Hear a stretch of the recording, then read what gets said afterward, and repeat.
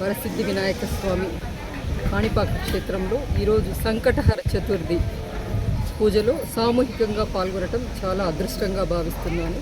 ఈ కార్యక్రమానికి దేశమంతా కూడా కాకుండా ప్రపంచం నలుమూలల నుంచి కూడా భక్తులు వేలాదిగా వందలాదిగా ఇక్కడికి తరలి వస్తూ ఉన్నారు.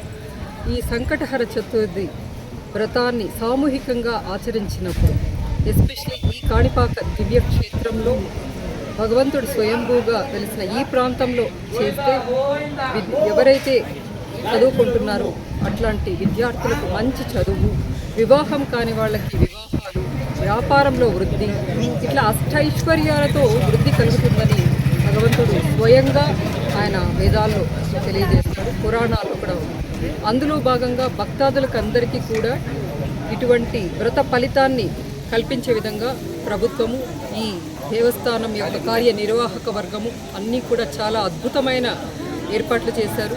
ఇక్కడ ఎంతో శ్రద్ధాభక్తులతో ఈ కార్యక్రమాన్ని భక్తులందరూ కూడా నిర్వహించుకుంటున్నారు. అందులో భాగంగా మేము కూడా ఈ కార్యక్రమంలో పాల్గొనడం మా పూర్వజన్మ సుకృతంగా భావిస్తున్నాము. ఈ కార్యక్రమంలో పాల్గొన్న భక్తులందరికీ కూడా భగవంతుడి యొక్క విశేషమైన అపార కరుణా కటాక్షాలు కలగాలని మనస్ఫూర్తిగా కోరుకుంటూ సెలవు.